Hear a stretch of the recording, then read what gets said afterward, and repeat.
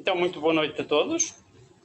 É com enorme prazer que, em nome da Escola de Ciências, abro esta tertúlia comemorativa do arranque da década das Nações Unidas para a recuperação dos ecossistemas ou restauração dos ecossistemas. Em primeiro lugar, agradecemos a participação das tertulianas, a professora Cláudia Pascoal, a professora Sameiro Gonçalves e Teresa Valente, três especialistas no tema da nossa Escola de Ciências. Agradecemos também à doutora Paula Nogueira, doutorada em História das Ciências e Educação Científica. Entretanto, soube há pouco que começou um segundo doutoramento. Foi o primeiro doutoramento, ok. Então estamos quase com dois, de ter aceitado o convite para moderar esta tertúlia. Agradecemos também aos responsáveis da Biblioteca Geral da Universidade do Minho de nos terem disponibilizado este espaço agradável e à Casa do Conhecimento que nos apoiou e permitiu a transmissão em direto deste evento. A todos os presentes, ao Sr. Vice-Reitor Eugênio Ferreira, em representação da Reitoria da Universidade do Minho, aos membros da presença da Escola de Ciências, diretores de centro, departamentos, membros das comissões de interação com a sociedade, coordenadores Erasmus, amigos e companheiros de longa data, agradecemos a presença neste evento, que infelizmente, como sabem, pode contar apenas com um número reduzido de pessoas por questões de segurança. Agradecemos também a todos que em casa seguem esta tertúlia em direto pela internet. Antes de começar, eu gostava de salientar que esta iniciativa constitui ou integra-se também numa atividade preparatória da Noite Europeia dos Investigadores, que decorrerá a 24 de setembro de 2021 no Fórum Braga, precisamente no tema, portanto, Science for Climate, que está diretamente relacionado com a tertúlia de hoje. Passo então a palavra à doutora Paula Nogueira e mais uma vez agradeço a todos os presentes.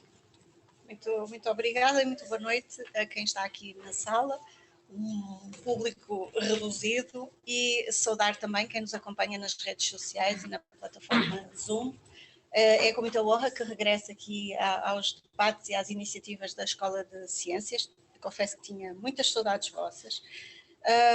E agradecer por todos estarem neste momento a participar nesta tertúlia comemorativa que está a assinalar o arranque de uma década muito importante, que as Nações Unidas reportam como mesmo muito importante. Vamos debater as razões dessa importância e tentar perceber um bocadinho mais o que é que nós, como cidadãos do mundo e seres e espécie, podemos fazer para contribuir para esse objetivo de restauração ou restauro dos ecossistemas. Também vamos debater a terminologia. Felicitar a Escola de Ciências pela iniciativa, como é evidente, e apresentar as nossas convidadas, embora não me vá demorar muito, porque depois, à medida que formos discutindo, elas vão fazendo a sua apresentação. A Cláudia Pascoal, da Biologia, depois a Sameiro Gonçalves, da Química, e, finalmente, a nossa Teresa, das Ciências da Terra. Portanto, como foi referido, todas elas têm em comum um conhecimento sobre a matéria que nos está, de facto, a reunir aqui nesta sessão. E a primeira questão, e ficou combinado que seria a Sameiro a iniciar a intervenção, é percebermos mesmo, afinal, o que é isto de restauro de ecossistemas ou restauração de ecossistemas. Depois vamos debater aqui a terminologia, porque eu vi logo que havia aqui também algumas divergências em relação ao uso da expressão, mas vamos assumir a restauração e depois vamos debater o resto. Então, Sameiro, em que é que consiste exatamente? Muito obrigada. Antes de mais, quero dizer que é um prazer estar aqui e acho que esta iniciativa é de veras louvável. Bom, então vamos lá ver. Uma certa contextualização de tudo isto. O nosso planeta precisa de ajuda. As três crises ambientais, as mudanças climáticas, a perda e o colapso da natureza, a poluição do ar, do solo e da água, ameaçam de facto destruir e eliminar muitos milhões de espécies que compartilham o nosso planeta. Esta degradação não é inevitável, ela pode ser revertida e o dano quer o dano, quer a própria restauração do planeta, efetivamente pode ocorrer, mas para isso precisamos de agir e de agir rapidamente. E foi nesse sentido que as Nações Unidas declararam a década da restauração de ecossistemas 2021-30, a partir do Dia Mundial do Meio Ambiente de 2021, que se assinala amanhã, exatamente, dia 5 de junho, e que, no fundo, as Nações Unidas o que pretendem é convocar a todos, indivíduos de uma forma singular, grupos, governos, empresas e organizações de todos os tipos, a unir forças no sentido de efetuar um movimento global que possa prevenir, interromper e reverter a degradação dos ecossistemas e assim garantir um futuro mais sustentável para todos. O Dia Mundial do Ambiente é, de facto, a data mais importante do calendário para celebrar o nosso meio ambiente e, naturalmente, intensificar os esforços globais para proteger o planeta. Este ano, o Dia Mundial do Ambiente é dedicado precisamente à restauração de ecossistemas em todo o mundo e convém aqui lembrar, e agora numa perspectiva muito geral e digamos de cultura geral, que os ecossistemas são de facto a teia da vida na Terra. Um ecossistema compreende todos os organismos vivos e as interações que eles têm com o meio que os rodeia. Eles existem naturalmente em todas as escalas, desde um pequeno grão de solo até ao próprio planeta, a Terra, e, portanto, estão presentes e incluem os rios, os oceanos, as pastagens, os recifes de corais, etc. As próprias cidades também são ecossistemas muito importantes, modificados pelo homem. Vamos lá ver, os ecossistemas fornecem-nos benefícios inestimáveis. E estes benefícios incluem um clima estável, ar respirável, abastecimento de água, de alimentos e de materiais de todos os e a proteção contra desastres e, naturalmente, também as doenças. Os ecossistemas naturais são importantes para a nossa parte física, para a parte mental e também para a nossa identidade. Ora, ecossistemas saudáveis são vitais para atender às metas que as Nações Unidas preconizam para 2030. Designadamente a redução para quase metade as emissões de gases estufa e para evitar as alterações climáticas devastadoras e também para o enorme progresso no sentido de serem cumpridos os 17 Objetivos de Desenvolvimento Sustentável da Agenda 2030, que visam globalmente eliminar a pobreza e combater as doenças para salvaguardar a biodiversidade. Agora vamos lá ver. Esta década está designada como década de restauração de ecossistemas. Vamos lá ver então como é que podemos restaurar um ecossistema. É de facto um desafio e restaurar ecossistemas significa proteger a biodiversidade, utilizando e ajudando-os a proporcionar benefícios para as pessoas e para a natureza. Significa usar ecossistemas na Terra e nos oceanos de modo a fortalecerem os seus recursos naturais e processos. As ações de restauração também podem significar prevenir a degradação ou reduzir a sua extensão.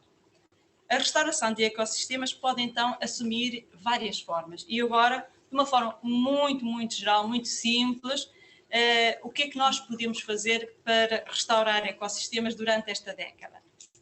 Plantar uma árvore, tornar as cidades mais verdes, restaurar jardins, mudar as nossas próprias atitudes, por exemplo, até o nosso regime alimentar, limpar rios, costas, etc. Pronto, isto de uma maneira global e geral e muito pouco, enfim, digamos que pouco científica. Estamos todos convocados e a participação de todos os indivíduos, de cada um de nós, e de um modo singular os governos, as organizações da sociedade civil, os cientistas, professores, enfim, todos nós nas mais diversas combinações, é de facto o esperado pelas Nações Unidas nesta década que se inicia, como eu disse há bocadinho, amanhã, dia 5 de junho, com o Dia Mundial do Meio Ambiente. Uma excelente oportunidade para passar aqui à Cláudia. Estava a ouvir a saber e a pensar. Ora, aqui está uma oportunidade para o ecossistema tratar de si próprio. Sim, na verdade, os ecossistemas são, ao contrário dos tecnossistemas, são autossustentáveis. Isso é uma coisa fascinante. Ou seja, um ecossistema, se estiver a funcionar bem, se tiver biodiversidade, se tiver os diferentes atores que cada um desempenha um determinado papel, cada organismo dessa mesma comunidade biológica, dessa mesma biodiversidade, terá um papel que vai desempenhar, tem uma atividade, vai contribuir para que tudo funcione. E um ecossistema funcional, de facto, ele é autossustentável. E, portanto, o que nós nos deparamos hoje em dia é com uma degradação geral, com uma degradação muito, muito acelerada de vários ecossistemas, e porque estão degradados, eles não estão a funcionar bem. Portanto, se nós não tivermos uma série de organismos que são responsáveis pela purificação do ar, nomeadamente os produtores primários, as plantas, obviamente que nós precisamos do ar e do oxigênio, ponto final. E, portanto, se nós não entendermos que realmente dependemos desse conjunto de organismos e não os preservarmos, obviamente que os ecossistemas ficam afetados, mas obviamente que a vida do homem, a humanidade, fica toda um pouco também afetada. E por isso, cada vez mais, no foco do restauro ecológico, eu não gosto muito da palavra, confesso, não gosto nada da palavra restauração. Isso faz lembrar os restaurantes, hotelaria e tudo isso. Não gosto. E prefiro o termo restauro. E o restauro pode ter diferentes componentes. Nós podemos olhar para o restauro e pensar que vamos ter a utopia de renaturalizar o que está degradado. Isso é extremamente difícil, portanto, é voltar à condição inicial, e há demasiados ecossistemas degradados. Ou podemos querer fazer algo intermédio, ou podemos querer apenas requalificar. E é tudo vantajoso, e é tudo altamente positivo. Agora, se nós tivermos, de facto, a biodiversidade a funcionar e a atuar, ela por si, portanto, não precisa de manutenção. Há um caso paradigmático, posso dar um exemplo? Claro. Há um caso paradigmático, e que é um exemplo, é um clássico que eu costumo até falar com os meus estudantes, com os meus alunos, que se passou em Nova Iorque. Nova Iorque era conhecido até os anos 70 da década do século passado como tendo uma excelente qualidade da água, que era abastecia a cidade. Mas a partir dos anos 80, a qualidade da água, de facto, começou a degradar-se de uma forma muito excepcional. E, portanto, houve a necessidade de perceber, por um lado, qual era a causa do problema, e depois, por outro lado, qualificar aquela água, portanto, de a recuperar e de restituir a qualidade que era necessária para a saúde humana, quanto mais não fosse. E, portanto, aquilo que se colocou em cima da mesa é o que é que vamos fazer em prol deste problema, e a primeira solução foi construir uma estação de tratamento de água, que custou na altura à volta de 500 milhões de dólares e que tinha um custo de manutenção anual cerca de 5 milhões de dólares. E durante algum tempo isso funcionou. Só que realmente a urbanização aqui e ali à volta de Nova Iorque e mais as práticas agrícolas, que nem sempre seriam as melhores, levaram realmente a uma grande degradação. O Estado de Nova Iorque era apenas detentor de uma percentagem, salvo erro 30%, se não estou em erro, 30% das terras ali à volta. E, portanto, o resto estava nas mãos de privados. E a questão é o que é que nós podemos fazer para que isto, a qualidade continue lá a chegar aos habitantes da cidade. E, na verdade, a qualidade da água estava sucessivamente a degradar-se. E, portanto, ao ponto de o investimento que era necessário fazer a seguir para manter a mesma qualidade da água, em termos de estações de tratamento de águas, era na ordem dos no mínimo 6 bilhões de dólares, com mais manutenção na ordem dos 250 milhões de dólares anuais para manutenção, porque cá está, é um sistema oficial, portanto construído, é uma infraestrutura cinzenta, não é uma infraestrutura verde, e portanto isto foi equacionado. O que é que vamos fazer? Vamos fazer esse investimento ou não vamos fazer esse investimento? Esse investimento não foi feito. O investimento que foi feito foi uma abordagem completamente diferente, foi uma avaliação dos serviços que aqueles ecossistemas estivessem recuperados, estivessem em bom estado, aquilo que poderia realmente fornecer. E esses sim são autossustentáveis. Neste momento, à volta de Nova Iorque é uma área verde, aquilo que se começou foi a pagar aos privados para terem as melhores práticas, portanto, preservar aquela zona, tornar aquela zona realmente mais bem cuidada, plantação de novas árvores, ter as plantas nativas, aquelas que realmente são autóctones do próprio local, recuperar as galerias ripícolas, as galerias ribeirinhas, que vão purificando tudo o que sai, tudo o que vem do exterior, não é? Toda a poluição que vem do exterior é retida pelas árvores, pelas raízes das árvores que estão à volta. E isso, obviamente, que é um investimento de ordem de vários milhões, obviamente, mas não tem nada a ver com os 6 bilhões que era necessário investir, não tem nada a ver com os 250 milhões que eram necessários anualmente para a manutenção. Isto porquê? Porque uma infraestrutura verde, se estiver a funcionar bem, ou seja, um ecossistema natural, se estiver a funcionar bem, ele é autossustentável, isto para ir ao encontro da pergunta que a Paula me colocou, e uma infraestrutura cinzenta, um edifício, uma fábrica, uma unidade industrial, não é autossustentável, precisa de manutenção. E eu acho que este exemplo ilustra bem a diferença entre um sistema natural e um sistema. Mas para chegarmos a esse patamar de diálogo, há sempre investimento implicado, como acabou por referir, não é? Mas o recurso aos recursos naturais acaba por ser a melhor solução de todas. Claro, o retorno é sempre muito superior.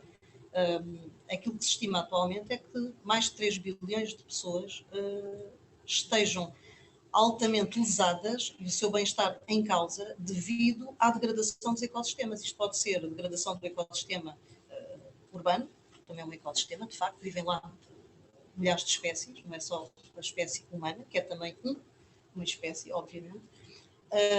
A degradação da qualidade do ar, a forma como se constroem as cidades, que não permite a circulação do ar e, portanto, isso provoca problemas de saúde grave. Eu lembro-me, tive uma vez uma reunião com autarcas de Almada e de Cascais, que têm uma preocupação muito grande em termos do urbanismo da cidade, de forma a que o ar circule e de forma a pôr corredores verdes em determinadas zonas, exatamente para evitar o quê? Que no verão não haja a concentração, as chamadas ilhas de calor, em que concentra poluentes, por exemplo, Braga, isso que é um vale, não é? É um vale, e não temos zonas verdes no interior da cidade, não é? E, portanto, isso faz com que no verão cria muito mal-estar nas pessoas e implica uma grande concentração de poluentes atmosféricos, não é? E, portanto, isso tem que ser tudo muito bem estruturado. Isso provoca problemas de saúde. Portanto, as cálculos que se fazem é quanto é que eu vou poupar em saúde e quanto é que eu vou investir em zonas verdes, porque eu posso poupar muito em saúde. Outro exemplo, completamente diferente, é se eu não tiver zonas ribeirinhas, e aqui o Rio Oeste é outro exemplo, se eu tiver as zonas ribeirinhas degradadas, eu vou ter prejuízos devido às cheias, devido ao facto do caudal do rio estar canal, não é? Agora que já temos zonas restauradas, mas o facto do rio estar bastante contaminado e bastante poluído fazia com que as pessoas virassem as costas ao rio.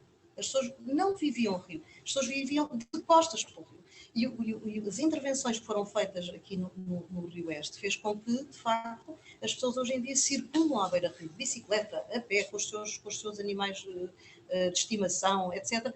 E realmente não tem nada a ver, a qualidade melhorou substancialmente. O tipo de intervenção que se foi feita, houve várias intervenções de âmbito diferente, em diferentes zonas do Rio, por exemplo, aqui atrás do Instituto INL, atrás do INL foi uma intervenção muito bem feita, com uma recuperação das galerias ribeirinhas, com espécies nativas. Portanto, isso permite o quê? Que no primeiro ano nós temos estado a acompanhar, com os alunos de licenciatura até, temos estado a acompanhar todos os anos a evolução. No primeiro ano já começam a aparecer os primeiros insetos, no segundo ano já começaram a aparecer os anfíbios, que são muito sensíveis, e agora até recentemente já começa a aparecer a lontra, portanto, E a lontra as pessoas já acham piada, porque acham mais piada às coisas grandes do que às coisas pequeninas. É mais visível.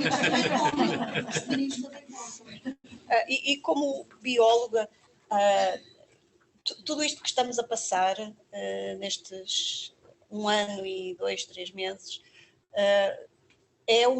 contribui para que este seja o momento certo de repensarmos tudo o que está a acontecer à nossa volta, de repensarmos a organização das nossas cidades, do nosso ecossistema urbano e de a humanidade acordar um bocadinho para essa necessidade de se relacionar com a sua natureza, a nossa natureza. Sim, eu acho que isto é um problema essencialmente humano, porque o planeta há de evoluir e o planeta, nós não precisamos salvar o planeta, nós temos de salvar é a nossa qualidade de vida. O planeta vai evoluir sempre, nós já tivemos 5 extinções em massa ao longo da história, não é? Da vida na Terra. Hoje em dia fala-se muito, estaremos nós a assistir à 6ª extinção em massa, estaremos, eu não creio que estejamos, sinceramente, que era preciso que houvesse uma extinção, para ser considerada uma extinção em massa é preciso que haja uma extinção de mais de 70% das espécies no planeta. Eu não acredito que estejamos a esse ponto, mas que a perda da biodiversidade é neste momento um problema absolutamente dramático, Agora, não vale a pena termos a utopia de dizer vamos salvar o panda, vamos salvar o lince. Tem que haver uma causa por trás disso. Ou seja, isso não é um fim em si mesmo. Como vamos plantar uma árvore, isso não pode ser um fim em si mesmo. Tem que haver muito mais para além disso, ou seja, tem que haver uma causa para a qual nós nos motivamos a fazer isso. E aquilo que nos pode motivar é a nossa própria existência com a qualidade de vida que queremos continuar a ter. Essa é que é a questão. Nós queremos continuar a ter qualidade de vida. E se queremos continuar a ter qualidade de vida, temos que, na verdade, se calhar, refletir a forma como lidamos com os recursos naturais, porque são finitos, não é? Se nós estivermos sempre a consumir, não é? Por isso está tanto na moda a lógica da economia circular, não é? E não da economia linear, não é? Que vamos buscar à natureza e depois deitamos fora, e vamos buscar à natureza e depois deitamos fora, e vamos buscar à natureza e depois deitamos fora, e depois de repente vamos dizer, e a natureza não tem lá nada para dar. Qualquer dia chegamos a esse ponto e alguns recursos já são mesmo muito escassos. E talvez também sejam escassos porque nós não estamos a pagar o valor que eles efetivamente têm. Eu dar um exemplo. Quanto é que vale um dia? Quanto é que é o preço de um diamante? E quanto é que é o preço da mesma quantidade, do mesmo volume ou da mesma quantidade de água? E qual é que vale mais? E qual é que vale mais? Nós passamos bem sem diamante, não é? Mas não conseguimos viver sem água. A água é baratíssima. A água é baratíssima. E, portanto, nós precisamos de ter processos muito mais eficientes, precisamos de ter uma forma diferente de lidar a questão da água, porque efetivamente ela tem um valor que não tem nada a ver com o preço que nós pagamos por ela. Agora, se pagarmos mais, nós aguentamos, se calhar a economia não aguenta.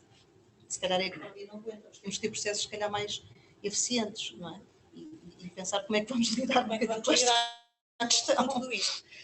Teresa Valente, considerando o relógio da Terra, que é um relógio lento em relação à nossa referência, termos aqui uma década para trabalhar um assunto tão delicado, na verdade passamos aqui, se considerarmos a Revolução Industrial, não é? Que é a partir desse momento em que se operam os processos de degradação intensa do ambiente, tendo em consideração este percurso até hoje, até o dia de hoje, ter uma década para o relógio da Terra, isto é suficiente? É um baby step quase? Ou mais vale dar um passinho e fazer a coisa corretamente?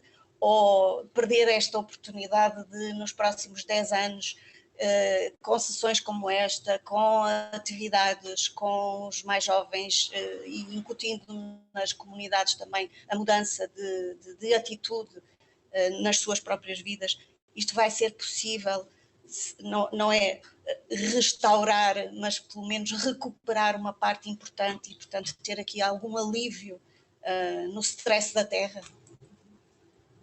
Ok. Bom, uma década não é absolutamente nada, não é? Como sabemos na história da vida da Terra, absolutamente nada. Agora, é exatamente aquilo que dizia a Cláudia, nós não estamos aqui para salvar o planeta Terra. O planeta Terra tem a sua dinâmica, há de encontrar o seu caminho com estas espécies, com certeza que não, surgirão outras. Agora, nós queremos nos salvar a nós, é um facto. Portanto, a questão aqui é assegurar a qualidade de vida da espécie humana, que parece insistir em querer manter a qualidade de vida sem ferir o ambiente, sem ferir a terra, ou fechando os olhos e mantendo aqui uma certa hipocrisia. Agora, é óbvio que se queremos fazer isso temos que começar por algum lado. E, portanto, iniciativas destas têm toda a importância.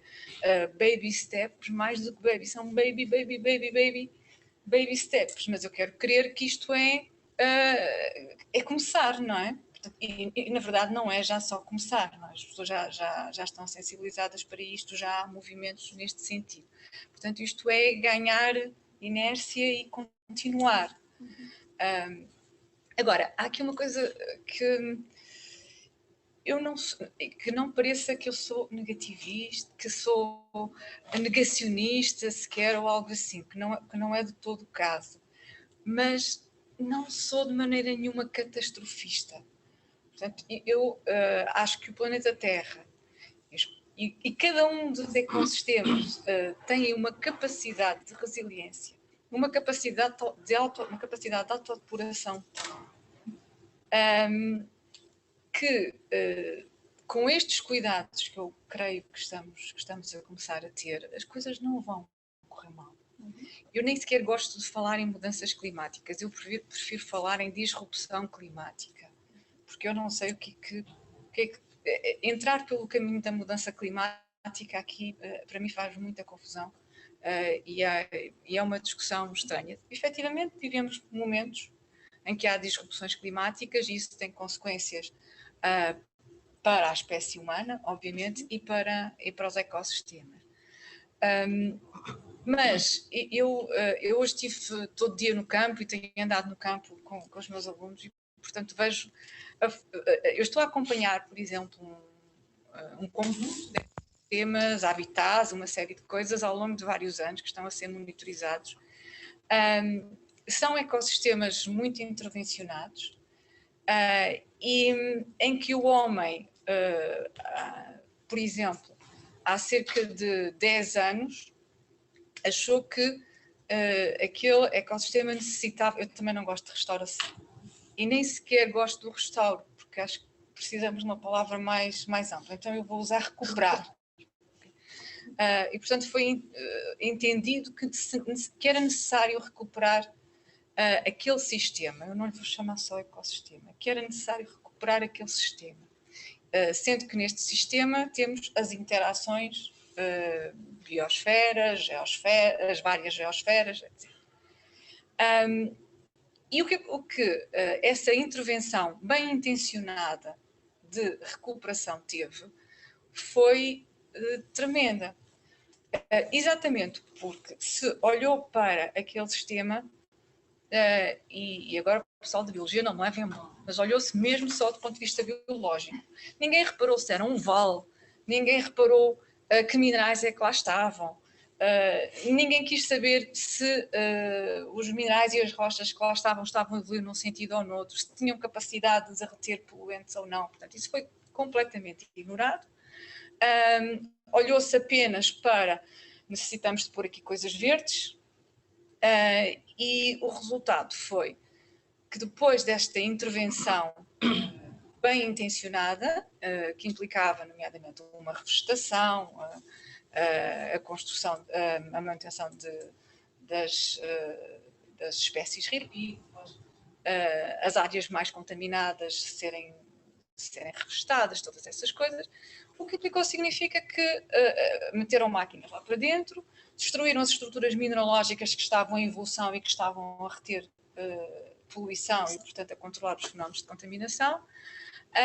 E 10 anos depois, o sistema tem, neste momento, características piores em termos de qualidade ambiental, quer ao nível da água, quer ao nível do solo, quer eu acreditar ao nível também dos organismos vivos, do que tinha antes da intervenção para a reabilitação. Ou seja, a capacidade de resiliência e a capacidade de atenuação natural que aquele sistema tinha estavam a encaminhá-lo no bom sentido. E o facto de se fazer uma recuperação muito focada num determinado aspecto e sem olhar para o aspecto global e para o sistema na sua globalidade, que implica todas as geosferas terrestres, incluindo a biosfera naturalmente, fez com que a coisa não corresse bem. Mas, Teresa, posso só intervir? Sim, claro. Então, o que a Teresa me está a dizer é que há más práticas. Exatamente, exatamente. E, portanto, isso, quando há uma ação sobre uma cidade, sobre um ecossistema, seja ele qual for, tem que se medir muito bem, tem que se fazer uma análise de custos e benefícios. Exatamente. E tem que se ter uma análise com metas a curto, médio e longo prazo. E tem que se fazer, tem que se ter uma ação de monitorização se efetivamente as coisas estão a resultar ou não estão a resultar. Quando há dinheiro para o postal, que não é sempre, provavelmente agora haverá mais, monitorização é coisa que nunca acontece. Não há monitorização a seguir daquilo que vai acontecer a seguir. Está feito. Não há. Não, mas a questão aqui, eu concordo contigo. A questão, provavelmente foi mal planificado. Foi mal planificado, mas a questão não é só essa. Isso eu concordo. Na maior parte das vezes a coisa corre mal porque é mal feita. Okay? Mas o que eu gostaria de dizer aqui é que muitas vezes a não intervenção pode ser uma solução de recuperação. Ou seja, estar quieto, às vezes é a melhor solução. Em muitas circunstâncias, uma vez disseram-me isto, eu sou engenheira de formação de base, mas houve alguém que se atreveu a dizer-me, quando eu defendi, mexer aqui é mau. Não era só eu que dizia isto, várias pessoas de várias áreas científicas diziam isto. E como havia dinheiro para o restauro, não é? A questão aqui colocava-se, não, e o que me foi dito foi, a não intervenção não é uma solução de engenharia. Isso não é verdade. A não intervenção pode ser uma solução de engenharia e pode ser a solução mais adequada, portanto, tem que ser ponderado. É claro que neste caso eu estou de acordo com a Cláudia, portanto, foi feita uma má recuperação, porque a ideal teria sido, naquele caso, a não intervenção, porque o sistema estava claramente... Foi uma má tomada de decisão. decisão. Foi uma má tomada de decisão. Há muitas zonas infelizmente, implica dragagem, implica drenagem. Sim, a questão das dragagens são terríveis. É terrível, porque vai remexer com tudo o que está depositado, não é? Toda na zona, e que estava ali estabilizado e que se calhar o tempo pode resolver. Portanto, cada caso é um caso. Exatamente. Cada caso é um caso. Aí, Portanto, mas isto foi só para dar um exemplo. Isto faz-me lembrar, só para introduzir aqui outro aspecto que é muito próximo da nosso dia-a-dia. O cortar das ervinhas daninhas nos jardins ou nos espaços verdes, ou, por exemplo, a limpeza das matas. Essas operações podem ter... quer dizer, o fim e o propósito é simpático e é importante, mas como é? Exatamente, é isso que eu queria saber. Nós temos é que nem toda a diversidade tem o mesmo valor. Há espécies, não é? Têm características que são verdadeiros engenheiros ecológicos e que têm, muitas espécies têm essas características, não é? Modificar o meio em que vivem. Mas há espécies que não são nativas e que têm características muito particulares de quando aparecem num determinado ecossistema, conseguirem dominar, isso também é característico das sociedades, não é? Também acontece o mesmo nas nossas sociedades, não é? Quando aparecem num sistema, terem a capacidade depois de dominar completamente perante as outras. E terem aquilo que nós em biologia e ecologia chamamos de controle, de baixo para cima e de cima para baixo, ou seja, eles tanto lhes dão, eles aproveitam os recursos mais baixos, que estão baixo na cadeia alimentar, e aproveitam os recursos também que estão acima na cadeia alimentar. E vão invadindo, são as chamadas espécies invasoras. E, portanto, o que é que elas vão fazer? Ganhamos uma espécie e perdemos não sei quantas, porque as outras não conseguem vingar. E essas têm que ser controladas. Portanto, temos é que perceber quais é que são as espécies daninhas. Saber, agora, cortar a vegetação natural, isso tem o seu preço, não é? Porque toda a parte de insetos, e aliás, e bem, aqui no nosso campus, está ali em cima, não é? De ser realmente a polinização é necessária, não é? Já dizia o Einstein, se as abelhas desaparecerem, o homem desaparece dentro de 4 anos, não é? Pois, Não, muito bem. eu não Se percebo. não se importa. Ia só dizer que, não, ok, não sendo bióloga e nem percebendo muito de árvores, eu quero crer que não há espécies boas e espécies más. Portanto, tudo tem Todas têm uma missão, exatamente, não é? e tudo Não tem a ver funciona. com, ok, onde é que elas estão, o sítio onde elas estão e como é que elas foram ali parar e o que é que aconteceu. Porque mesmo nesta questão das espécies invasoras, tão mal, foi coitado do eucalipto, pronto, que é a espécie tão terrível, ou melhor, neste caso o género tão terrível, e de facto sabemos os problemas todos que estão associados, mas o problema não é do eucalipto em si, é o problema como lidamos com o eucalipto e como fizemos a gestão da floresta. O eucalipto é plantado. O Exatamente. eucalipto é plantado. Sim, Põe-se essa aqui e invade é tudo. a O outra, jacinto de água exatamente. põe-se aqui e invade tudo. Exatamente, não por é? exemplo, pelo facto de ser plantado em determinados ambientes, esta espécie como o eucalipto, que nós não queremos que domine toda a floresta, não é? Mas ela, por exemplo, tem, exatamente pelas suas características, ela pode ser uma ótima espécie para reabilitar áreas contaminadas, por exemplo. Para fazer fitorremediação, por exemplo. Mas, Se me permitem, naturalmente que a designação de espécies de ervas daninhas, por exemplo, pode não ser a mais adequada.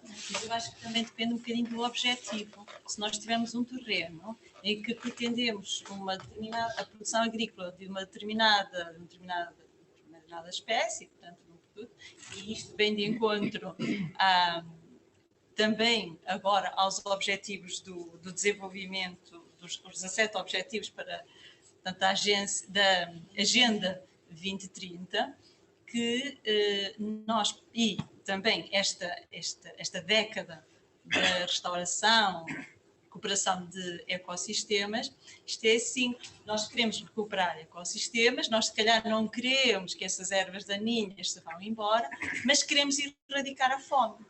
E para erradicar a fome, que também é um dos objetivos, provavelmente temos que aumentar a produção agrícola. E para aumentar a produção agrícola, se calhar, nós temos que fazer algumas intervenções e, designadamente, combater aqueles efeitos que estão na causa de diminuições drásticas, desculpem, da produção agrícola. Por exemplo, as tais ervas daninhas, as pragas, as doenças, vão fazer com que haja uma perda de aproximadamente 40% na produção agrícola. Portanto, o que é que tem vindo a ser feito? Tem vindo a ser utilizados pesticidas, produtos sintéticos, que estão a fazer o quê? Têm efeitos benéficos, estão a controlar as colheitas, estão a controlar as culturas, estão a fazer com que se consigam obter grandes quantidades de alimentos e de outras culturas, que depois têm outras aplicações, mas estão naturalmente a originar também o impacto ambiental muito mal e também ao nível da saúde dos humanos. Portanto, temos aqui que ver muito bem, não é? E se por um lado nós queremos aumentar a produção agrícola e se estamos a utilizar, portanto, pesticidas que têm benefícios e também um dos benefícios é o facto de se conseguir produzir em grande quantidade, em áreas pequenas e rapidamente, não é? E com boa qualidade. Nós vamos ao supermercado e temos dificuldades, falo por mim, em se calhar comprar fruta que tem uma maçã, que tem um buraquinho e se calhar até mais cara se for identificada como um produto biológico, não é? Portanto, nós temos essa dificuldade. Quer dizer, é mais cara, mas aparentemente não tem tão boa qualidade. Portanto, nós somos atraídos também por estes produtos que resultam da utilização deste tipo de produtos. Ok, então se calhar temos que pensar numa forma alternativa, não é? E aí já tem trabalhado essas soluções alternativas. Sim, portanto, o que é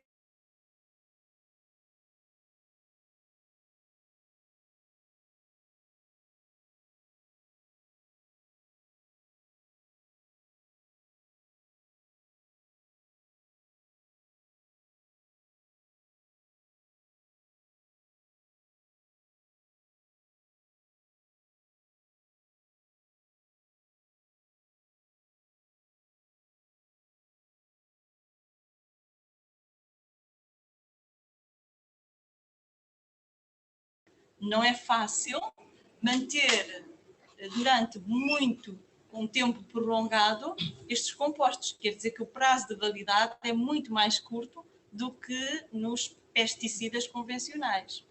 Por outro lado, é necessário aplicar mais vezes esses produtos. Quer dizer que em vez de, se calhar, fazermos uma aplicação após 3 semanas de uma primeira aplicação, nós temos que fazer mais aplicações.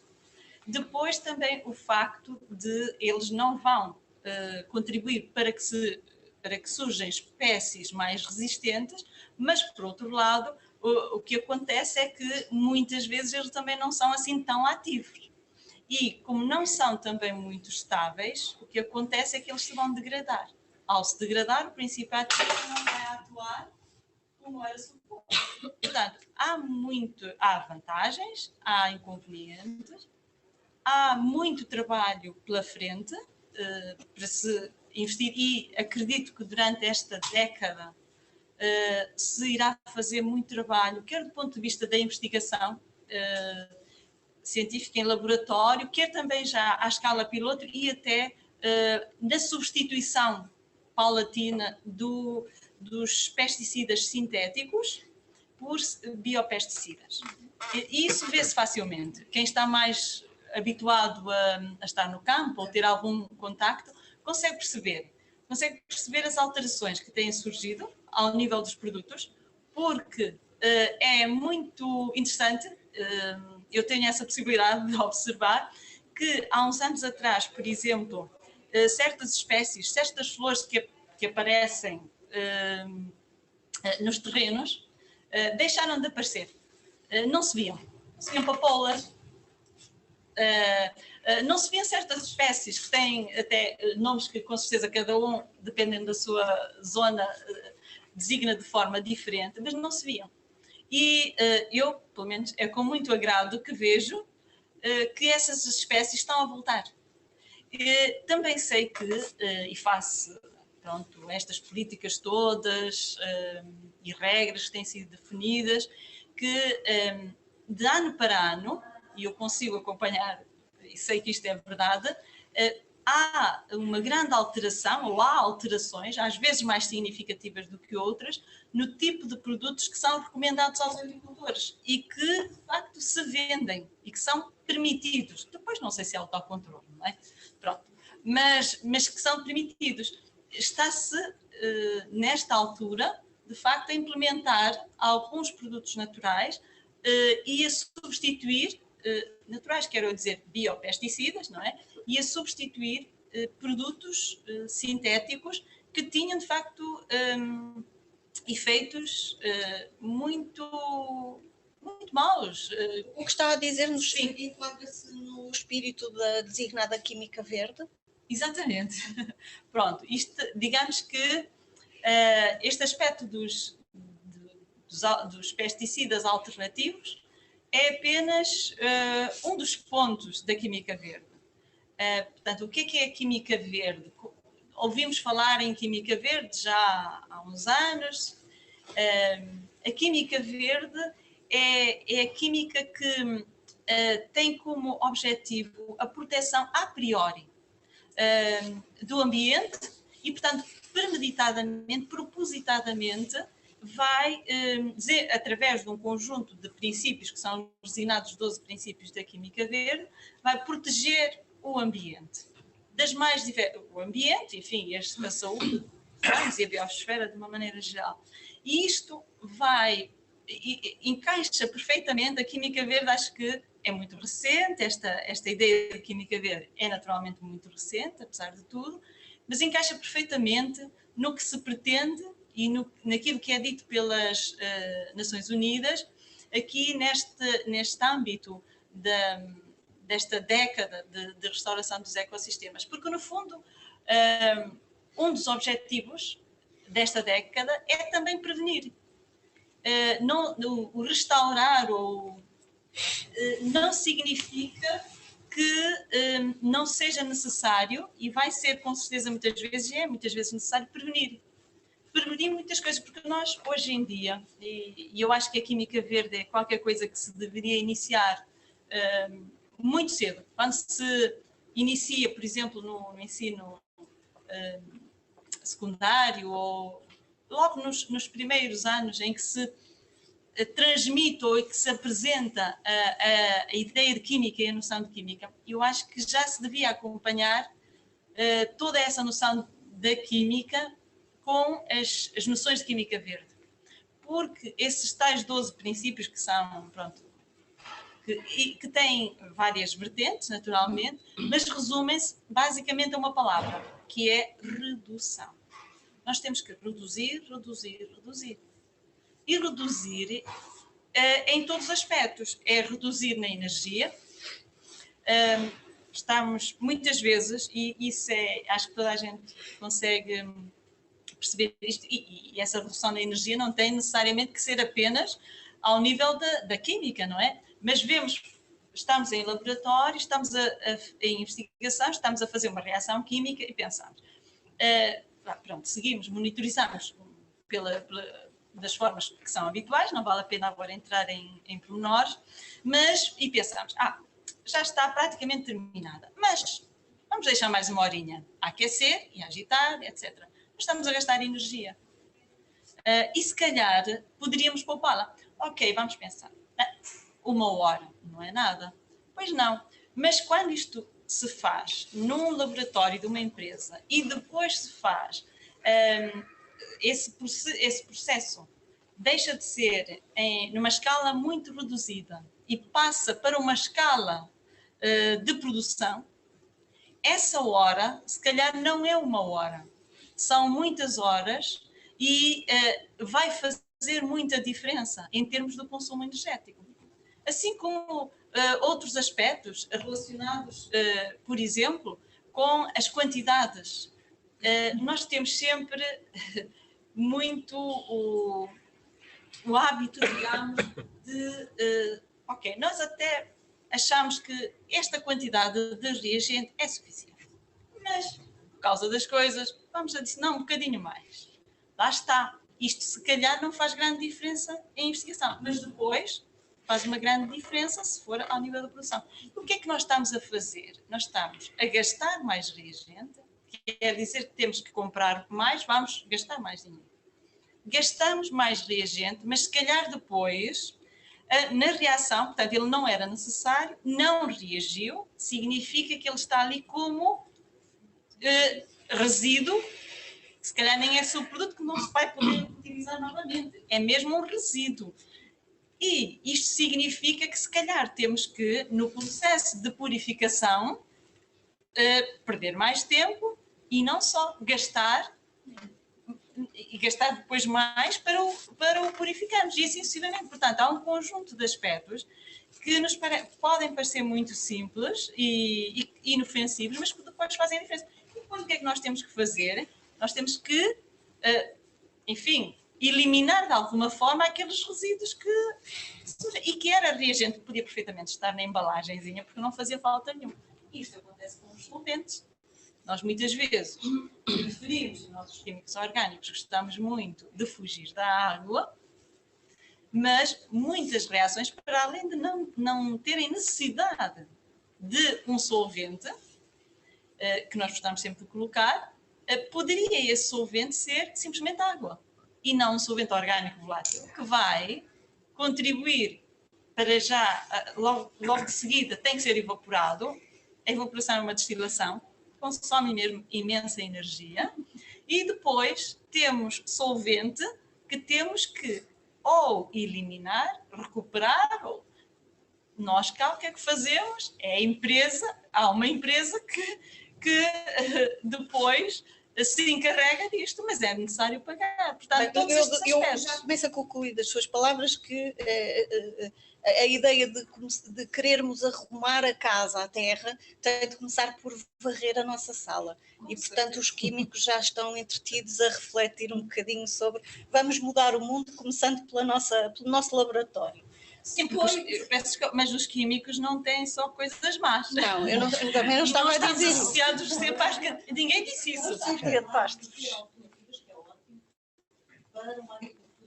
Por exemplo, Por exemplo, exemplo. a ideologia também tem algumas propostas. Exatamente. Nomeadamente, não podemos pensar só numa agricultura, estava a falar na agricultura, que é uma questão muito importante. Nós precisamos de alimento. Precisamos de alimento e precisamos de segurança, não é? Precisamos de produção com segurança. E certamente que há muitas alternativas em termos de química verde e de novos produtos, mas que obviamente têm que ser sujeitos às mesmas triagens e aos mesmos processos de avaliação do impacto, dos riscos, etc., como são todos os outros pesticidas que existem. E no nosso laboratório também fazemos, portanto, a CAS tem imensa experiência a esse nível de avaliação de risco e de avaliação ecotoxicológica de todos os químicos que são usados. Aliás, neste momento estamos a ser mais papistas que o Papa, porque eu acho que a legislação que aí vem a nível da União, que está agora a ser criada a nível da União Europeia, eu acho que vai ser a morte do artista, a morte da produção agrícola, porque são tão rigorosas, as pessoas também têm que ter produção, isto também temos que ter a realidade, temos que ser muito amigos do ambiente. Eu sou ecóloga, portanto trabalho em ecologia e ecossistemas, mas na verdade nós temos que perceber que a produção agrícola tem que existir e temos que eliminar ao máximo os riscos. Mas há riscos que se podem eliminar, não só usando, obviamente, alguns controlos de pestes e de pragas, mas também mudando algumas práticas. Nós não podemos continuar a ter uma intensificação que se verificou durante décadas da agricultura. Mas depois pensamos, mas como é que nós vamos arranjar alimento para mais de 7 bilhões, não é? Que brevemente seremos 9 bilhões, e onde é que vamos arranjar alimento para esta malta toda? E há aqui uma coisa muito importante. E portanto, mas há outras formas, desculpa só utilizar formas, nomeadamente, nós temos de tornar as culturas mais resistentes e mais resilientes. E a biodiversidade pode ter um papel, porque se tivermos enrelvamentos, se promovermos a biodiversidade, nós tivemos agora recentemente, no âmbito do Ecoagrícola, um projeto muito interessante que tivemos nos últimos anos, tivemos exatamente contactos com várias empresas em que fizemos o acompanhamento da biodiversidade e da produção agrícola, em que, na verdade, aquilo que se percebe é que há um aumento da resiliência, e há empresas que fazem já questão de realmente ir nesse sentido, de aumentar a resiliência, a resistência. A resistência é não tombar, não é? E a resiliência é a capacidade de recuperar, não é? Portanto, aumentar a estabilidade do seu sistema para aumentar a biodiversidade. Aliás, estes estudos começaram nos anos 90, nos Estados Unidos, no Minnesota, com David Tillman, que é um ecólogo muito premiado e muito apreciado. Realmente ele fez um estudo pioneiro. Ele, ao contrário de nós, conseguiu ter um campus com imensa área para fazer experiências. E nas diferentes áreas, ele tinha determinadas áreas em que ia manipulando a biodiversidade. Ele ia pondo monoculturas, diculturas, triculturas, até 32 espécies. E não só combinava diferentes espécies do ponto de vista taxonómico, como combinava grupos funcionais, ou seja, havia leguminosas, leguminosa não sei o quê, C3, C4, plantas de todo o tipo e feito. E o resultado é que sempre que aumentava a biodiversidade, ele aumentava a função, ou seja, aumentava a produtividade. Claro, até um certo ponto em que estabilizava, não é? Portanto, era um crescimento, até depois criava uma assíntota e a produção estabilizava. Mas não diminuía, não é? Por outro lado, aquilo que os estudos subsequentes todos vieram a mostrar é que não só aumenta a função, como aumenta a estabilidade, ou seja, aumenta a resiliência. E, portanto, o segredo não passa só por... obviamente que sim, que temos que procurar novos produtos mais amigos do ambiente, digamos assim, de uma forma simples, mas também passa por ter práticas mais sustentáveis, e uma delas é aumentar a biodiversidade nas minhas culturas e promover aquilo que nós chamamos hoje em dia a agroecologia, que é muito, muito, muito relevante. Isto por um lado. Por outro lado, é termos em conta, não é as alterações do clima, isso é para negócios de futuro, não é? Se eu quiser investir, quero saber como é que no futuro vai estar o meu clima, mas a gestão do dia-a-dia. Eu tenho que saber lidar com a gestão do clima, na medida em que eu só não posso estar a pôr fertilizantes ou pesticidas se vai chover amanhã, porque estou a desperdiçar dinheiro, estou a gastar dinheiro e estou só a poluir. Portanto, esta ligação a ter práticas mais sustentáveis, a usar o mínimo, realmente é o que a Sâmia estava a dizer, usar o mínimo indispensável para que eu tenha alguma produção e algum sucesso na minha, porque eu tenho que ter negócio. Eu não faço negócio nenhum. O meu negócio é outro. Mas como temos que temos que pôr-nos no ponto de vista também do empresário, não é? Sim, mas só para terminar, que acho que a Teresa também quer naturalmente intervir, mas a questão também, lá está, é preciso uma certa rentabilidade. E com as espécies que atualmente se produzem, com as culturas que temos atualmente, parece-me, e os biólogos é que sabem, que não é fácil passarmos desta fase em que as culturas estão habituadas a terem o mimo de serem tão bem cuidadas, porque não têm à volta a competição, lá está, das ervas daninhas, de outras pragas, elas não têm capacidade de, se não forem tratadas, de resistir. Portanto, estão muito mais sensíveis. E eu recordo-me perfeitamente desse tipo de agricultura em que se semeavam nos campos diferentes espécies e que, por exemplo, os termossos eram utilizados com uma determinada função, etc. E no meio não era apenas uma cultura, lá está, eram diferentes culturas, e ao longo do ano ia-se fazendo até a substituição, dependendo, lá está, da época, da estação do ano, etc. Mas, e isso é real, uma árvore de fruto, uma vinha que, por exemplo, por um azar, não foi tratada, os produtos fitofarmacêuticos não foram aplicados ao fim, lá está, dos 10, 15 dias, e se chover, por exemplo, se a seguir vier calor, etc., é quase certo que está perdida. A produção está perdida ou gravemente afetada. Portanto, isto vai implicar, parece-me, um processo bastante longo de habituação das próprias espécies, não é, das culturas, a práticas diferentes, não é? Portanto, o que eu acho é que tem que haver um equilíbrio e portanto, temos que ser razoáveis, não é passar do 8 para o 80, é progressivamente fazer-se a mudança através de produtos alternativos, dentro do possível, e depois atingir-se uma fase em que realmente se poderá usar outras técnicas, porque é real. Um agricultor não quer chegar ao fim da época da colheita e não colher nada, porque não é possível, porque é um negócio dele e a sua subsistência também. É a sua subsistência. Teresa, ia só acrescentar relativamente a esta discussão da agricultura e da produção agrícola. Bom, é a subsistência do empresário, do agricultor e é a alimentação da humanidade, exato, não é? Mas o que a minha nota ia não para os produtos, que já foram aqui falados pela Sameiro, não só para a biodiversidade, falada pela Cláudia, eu ia olhar para o solo e até mesmo para a parte, enfim, não é que não apeteça olhar também para as duas partes, mas olhar agora aqui um bocadinho para a parte mineral do solo, que se mistura com a matéria orgânica, obviamente. Mas uma das grandes preocupações para esta década é exatamente a saúde do solo e a necessidade, a longo prazo, da monitorização da qualidade do solo. Isso, se queremos assegurar a alimentação da humanidade, e temos que o fazer, não é? Temos que olhar não só para a questão dos produtos, obviamente, mas para assegurar que não estamos a perder, ou que não vamos continuar a perder de forma acelerada, solo.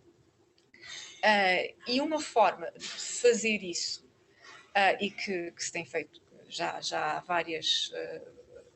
em vários sítios está-se a fazer isso, por enquanto, onde ele está a fazer mais falta, por exemplo, em alguns países africanos, em alguns países, por exemplo, há muitos exemplos também noutros contextos, como a República Dominicana, ou seja, normalmente países que já estão a sentir problemas porque não têm sol, porque a gente começou a sentir mais facilmente os problemas com a água, e só agora é que está a começar a despertar para os problemas com o solo, não é? Mas neste momento acho que já estamos todos muito atentos a isso.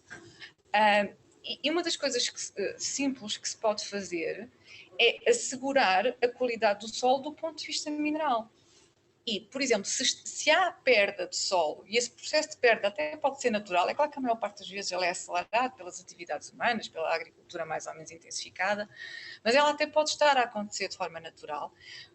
E essas partículas de solo que se estão a perder vão parar a algum sítio.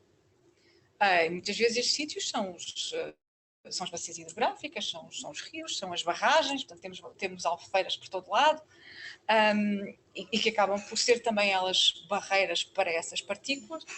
E muitas vezes o que acontece quando estamos nestes processos acelerados de perda de solo, por exemplo, por erosão, é que temos dois males. Por um lado, o solo a perder qualidade e a perder não só fertilidade, que nós tentamos compensar com os fertilizantes artificiais, mas também estamos a perder produtividade, porque estão a modificar-se todas as propriedades, nomeadamente físicas, a estrutura, etc., do solo.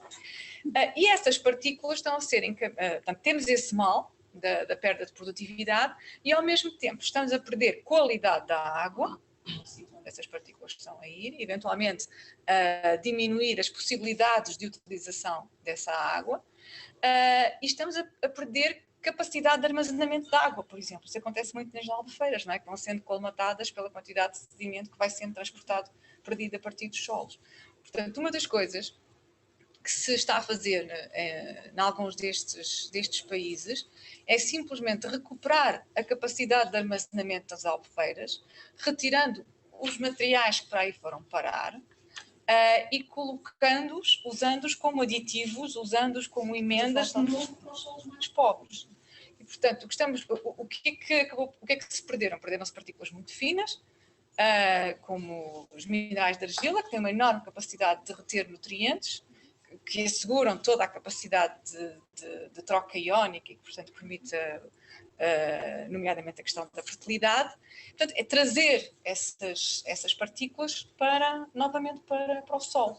E, portanto, isto encaixa no tal paradigma que a Cláudia há bocadinho falava da economia circular, não é? Portanto, no fundo, temos um sedimento que foi perdido, estamos a recuperá-lo e a trazê-lo de novo no solo. É?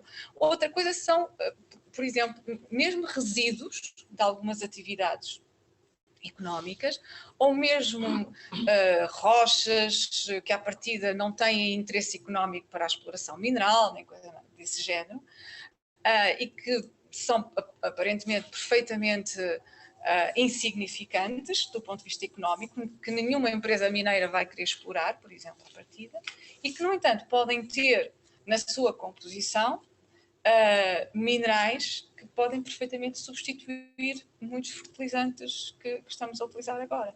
E, portanto, mantemos só estamos a girar, na natureza, só estamos a tirar de um lado e a colocar onde ele está a fazer falta.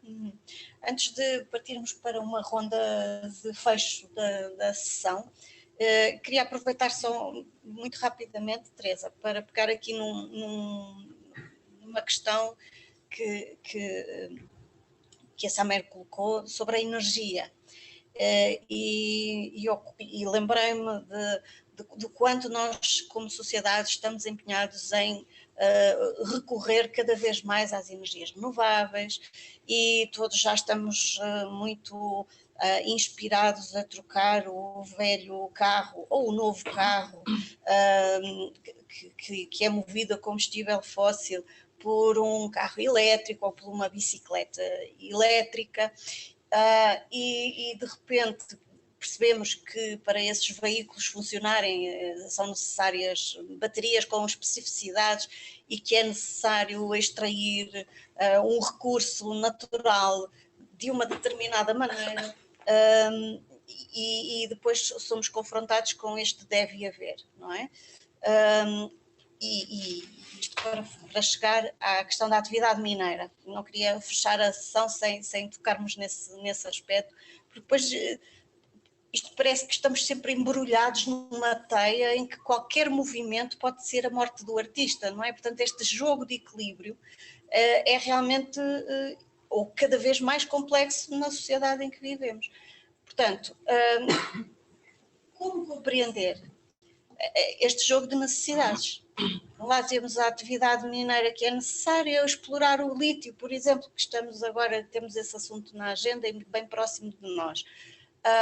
Temos comunidades que estão sensibilizadas e motivadas e envolvidas em combater a instalação de uma exploração mineira. Portanto, à partida olhamos para essa situação e pensamos, sim, este grupo, esta comunidade está imbuída do espírito desta agenda que nós estamos agora aqui a promover, a defender o seu ecossistema, em teoria, aparentemente.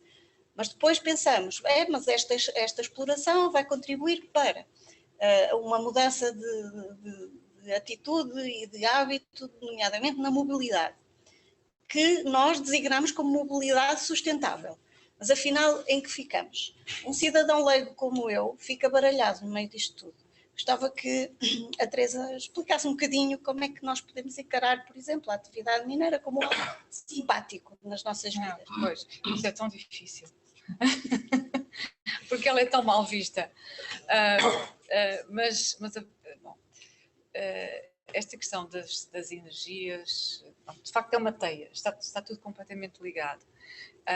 Eu acho que é bom que haja estes movimentos, e eu indo já direto ao fim, depois volto atrás, mas indo já direto ao fim, a única coisa que eu consigo, que me ocorre como, enfim, algo, como a abordagem talvez mais correta, é exatamente a palavra que a Samé estava a dizer há bocadinho, e eu multiplico-a por não sei quantas vezes, reduzir.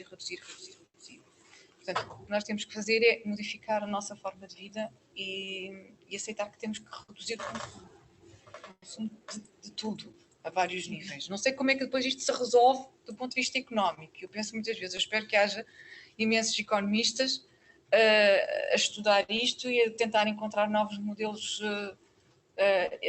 do ponto de vista económico, porque esta não funciona. Agora, a questão da atividade mineira como uma coisa simpática, eu posso dizer apenas que ela é talvez das atividades económicas mais controladas a nível mundial hoje em dia. Eu dizer a atividade mineira não tem impacto ambiental, obviamente que tem, não há nada que não tenha. Portanto, é uma atividade do setor primário, tem impacto ambiental. Podemos passar sem atividade mineira? Não. Não podemos passar sem medicamentos. Às vezes as pessoas esquecem-se disto, não é? Eu para tomar um comprimido, se nós formos ver lá a composição do medicamento, não estou a pensar no lítio, mas antidepressivos. Não estava sequer a pensar nisso. Nem sequer estava a pensar nesses. Mas, sei lá, um simples paracetamol, provavelmente na sua composição tem lá um silicato de qualquer coisa, tem um magnésio, um óxido de magnésio, que vem de algum sítio. As pastas dos dentes, a maquiagem, quer dizer, o que é que seja. O mobiliário que temos em casa, como é madeira, mas como é que foi cortado? Portanto, quais foram as ferramentas que foram utilizadas? Foi preciso explorar. Pronto, agora, a questão do paradigma da economia circular é um pouco essa. Portanto, é tentarmos fazer atividade mineira, tentar apostar numa metalurgia, por exemplo, no caso quando estamos a falar de metais, numa metalurgia secundária, sempre que possível, portanto, apostar na questão da reciclagem, da reutilização, na remineração, que agora não se faz, não é? Porque, felizmente, temos quantidades absurdas de matérias-primas de alto valor que até há muito pouco tempo eram considerados resíduos. E estão acumuladas em infraestruturas que nós chamamos de escombreiras, ou barragens de estéreis, ou o que quer que seja, mas que são lixo.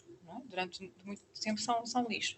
E são lixo porque quando se fez a exploração no passado, aquilo não tinha qualquer valor económico, ou então os processos de beneficiação e para a obtenção dessas matérias-primas eram um pouco eficientes.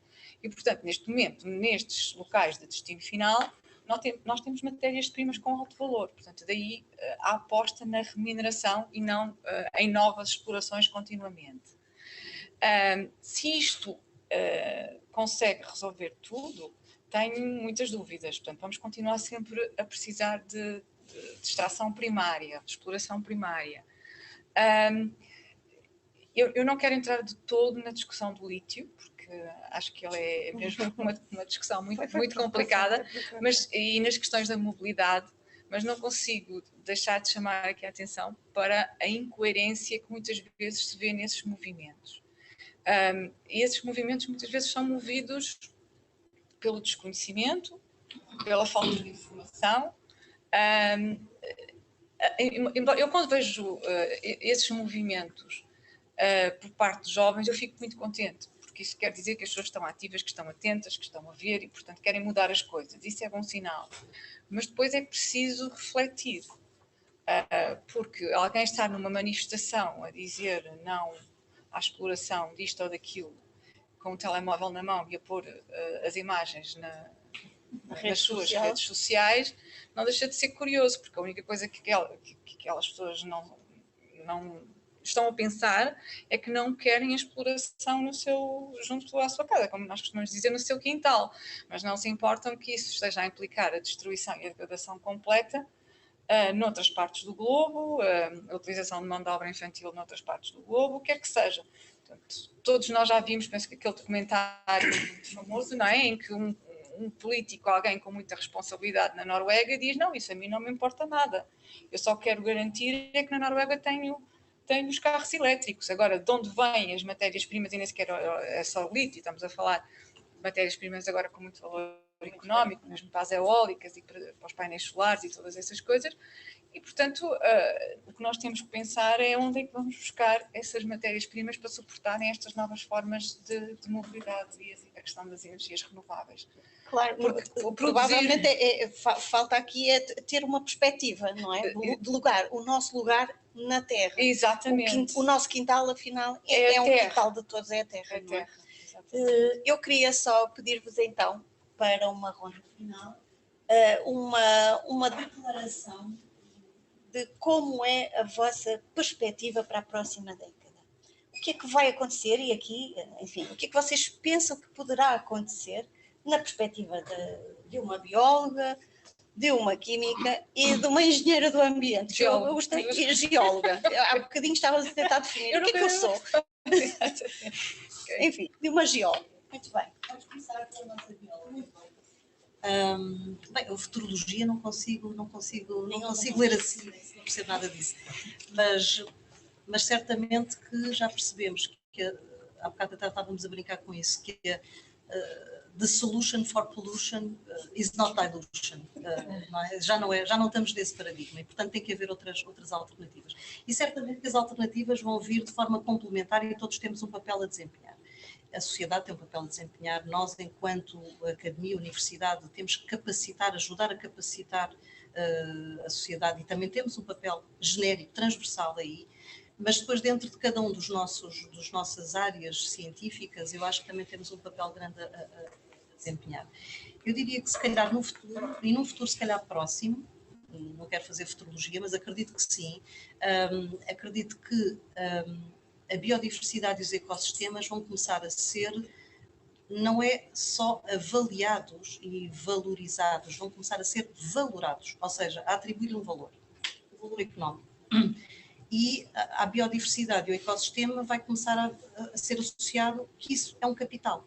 Há um capital económico, há um capital humano, toda a gente percebe o que é que isso significa e acho que é indiscutível que existe um capital natural. E se nós começarmos a contabilizar o valor, efetivamente, que isso tem, começamos a equacionar, se calhar, a economia de uma outra forma e começamos a reequacionar e a redirecionar as nossas ações. Se eu tiver que pagar pelo ar que respiro, que alguém está de graça a purificá-lo, ou se eu tiver que pagar o preço real da água, se eu tiver que pagar... Ou seja, muito provavelmente, eu acredito que muito brevemente estaremos a pagar pelos serviços dos ecossistemas. E se nós começarmos a pagar pelos serviços dos ecossistemas, o paradigma vai mudar. Ou seja, vai haver uma reequação do valor das coisas e do preço das coisas.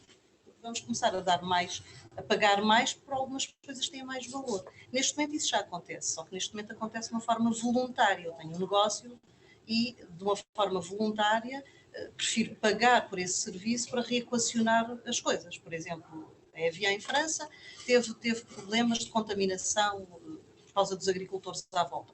Ele preferiu, a empresa, para sobreviver, porque precisava de água de qualidade, preferiu pagar aos agricultores à volta, isso é um pagamento para Para quê? Para que o serviço que aquele solo e que aquele terreno, aquele ecossistema à volta fosse melhor, tivesse melhor qualidade, para que os lençóis freáticos não ficassem contaminados. Portanto, isso é uma forma. Mas há muitas maneiras de fazer pagamentos por serviços de ecossistemas. Eu acredito que o futuro vai passar por aí. Aliás, desde os anos 90, que já se reequaciona o próprio produto interno bruto dos países, tendo em conta o capital que os ou seja, o capital natural, aquilo que efetivamente o valor que a água tem, a floresta tem, etc, etc, começar a ser equacionado. E eu acredito que se porventura nós formos por aí, não sei se é um caminho, mas é um caminho que eu acredito que as pessoas queiram abraçar, que as coisas comecem a mudar a reequacionar. Na verdade, neste momento, com 7 bilhões, nós consumimos mais do que um planeta, não é? Portanto, o recurso vai... o fio vai acabar,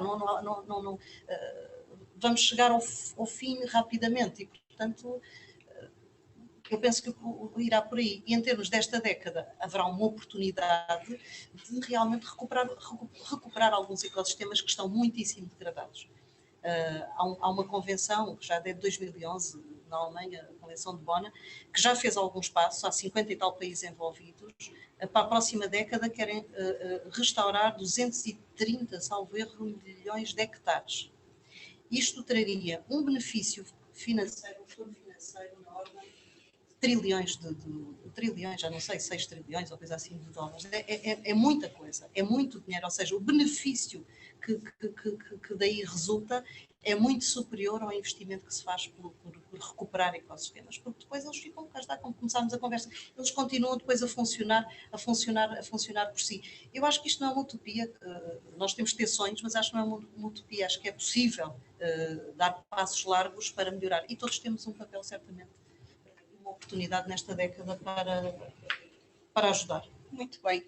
Provavelmente substituir a bandeira da ecologia pela máquina calculadora, que se calhar vamos convencer mais pessoas. As pessoas percebem melhor. Sim, abraçados, não. Vamos lá então a uma perspectiva mais da química, o olhar da química sobre a próxima década.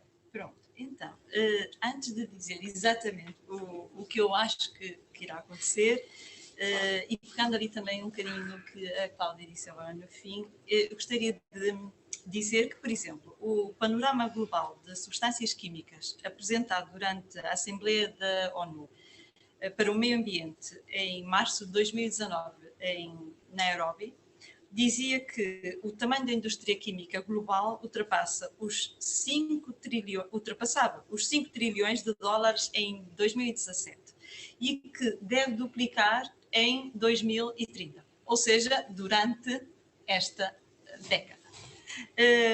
E também dizia que os benefícios das ações para minimizar os impactos negativos deste aumento da indústria química, não é? Os impactos negativos dos químicos, de uma maneira geral, foi estimado em dezenas de bilhões de dólares por ano.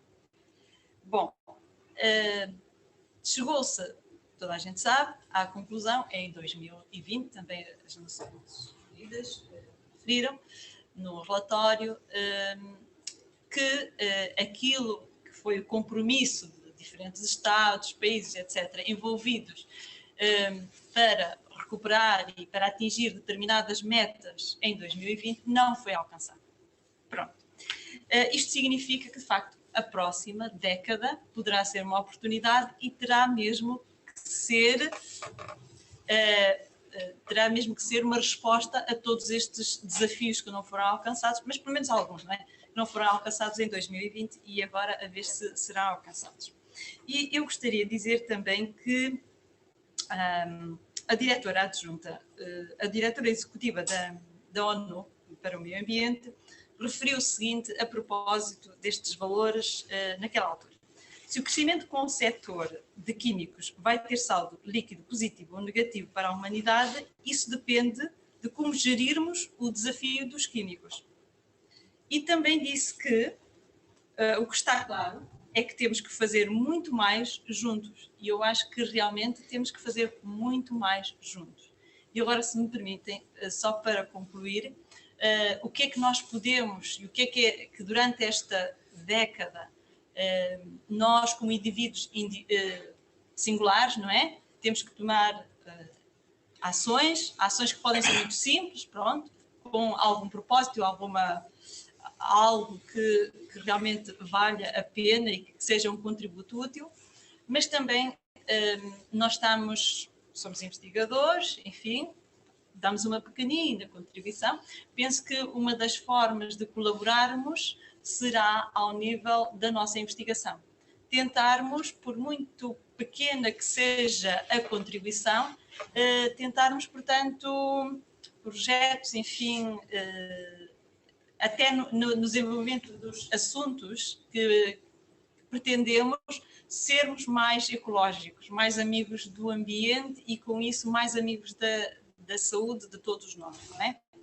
E já agora estamos naturalmente numa universidade, somos docentes, penso que faz muito sentido irmos, portanto, à agenda para a educação de 2030 da Unesco, que refere que, de facto, nós, durante esta década, e também com o propósito de atingirmos não só a restauração dos ecossistemas, mas de uma forma mais ampla, conseguirmos responder aos desafios para, portanto, 2030, que devemos educar para a sustentabilidade. Portanto, eu acho que isto nos deve ficar ali no ouvido a todos, que é muito importante. E também eu acrescentaria que temos possibilidades, cada um da sua forma, e, enfim, integrado nos seus departamentos, centros, etc. Penso que também podemos ter uma outra função, que é a divulgação. Quando vamos às escolas, quando as escolas nos visitam, nós podemos sempre arranjar forma de falar um bocadinho nestes desafios que são colocados e também, principalmente isso, apresentarmos algumas sugestões para que os desafios que nós temos consigam realmente ter um desfecho feliz. Não vamos atingir nem pouco mais ou menos tudo, mas pelo menos alguma coisa. Acho que devemos deixar esta imagem ao fim desta década de que houve preocupação, houve intervenção, nós fomos todos muito comprometidos com todas estas causas. A química, claro, está sempre. Muito obrigada, Samara. Teresa, e então agora uma perspectiva de geóloga para a próxima década e para esta missão coletiva que temos que abraçar, o que temos nas mãos. Eu acho que é isso mesmo, é coletiva, não é? É a expressão. Pronto, depois, claro, não sei o que vai acontecer, posso dizer o que desejo que aconteça, mas há aqui uma coisa muito importante, é que há 10 anos atrás nós estaríamos aqui a ter esta conversa. Portanto, o facto de estarmos a ter esta conversa agora faz-me ser otimista, não é? Portanto, quero dizer, eu acredito que, sinceramente, que as pessoas estão sensibilizadas para estas questões. Depois, as questões do conhecimento, e aqui a investigação é fundamental, como dizia a Sameiro, quer a investigação fundamental, quer a investigação aplicada, as questões tecnológicas são essenciais, e eu acho que vai ocorrer com certeza um salto enorme, quer ao nível da investigação fundamental, ao nível dos materiais, das matérias-primas, quer ao nível tecnológico e depois na sua aplicação, nas questões da mobilidade, nas questões do digital. Eu quero acreditar que isso vai ser bom para o planeta em termos de energia, em termos de consumo de energia, em termos de consumo de recursos, de matérias-primas. Uma coisa que eu desejo é que os ecossistemas sejam vistos de uma forma global, em que se considerem, de facto, todas as interações. Não se falou aqui, por exemplo, de geodiversidade, e falou-se imenso várias vezes de biodiversidade. E uma coisa não existe sem a outra, portanto elas estão absolutamente dependentes. Um outro desejo é que, da mesma maneira que nas últimas décadas começou a haver uma preocupação tão grande com as questões da qualidade da água, se passa o mesmo com as questões da qualidade do solo. Essa é uma grande preocupação, sinceramente, que tenho com as questões da perda, quer perda de matéria, quer perda do solo, quer perda de qualidade, quer por contaminação, quer perda física, por ilusão ou de outra forma.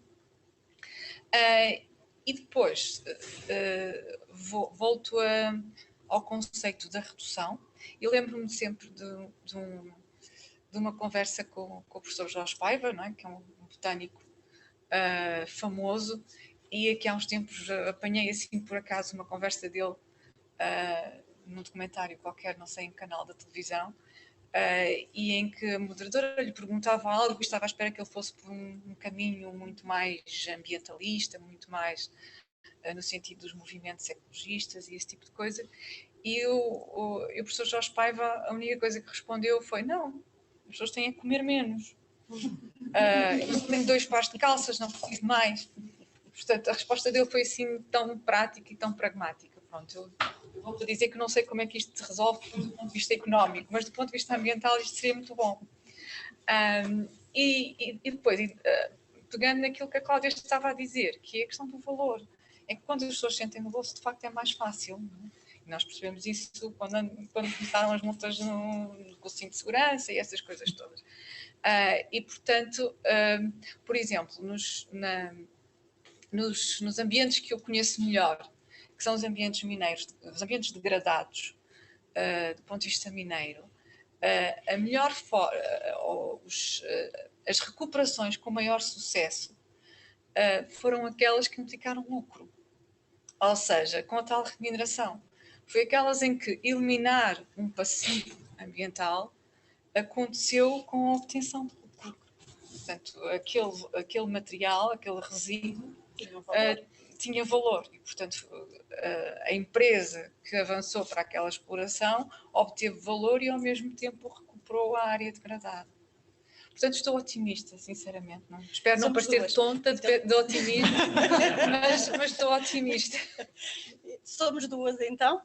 E eu, enfim, eu não tenho perspectiva nenhuma como cidadã, apenas comprometida com o objetivo. Isso sim, sem dúvida nenhuma.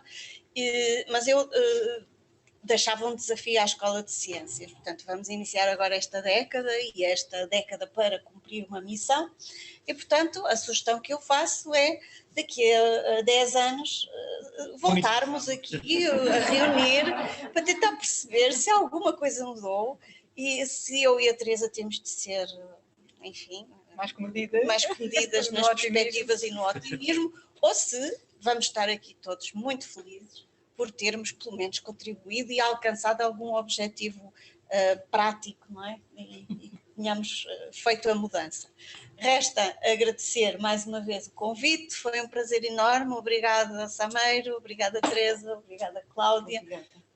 A sessão foi, penso eu, muito simpática, muito agradável e instrutiva, e o desafio fica lançado. Portanto, temos a partir de amanhã, não é? A partir de amanhã começa a contagem, uma década para fazer mudanças, e cada um de nós tem um papel nesta missão coletiva. Muito obrigada e boa noite a todos, e boa noite para quem está a seguir-nos nas redes sociais. Muito obrigada.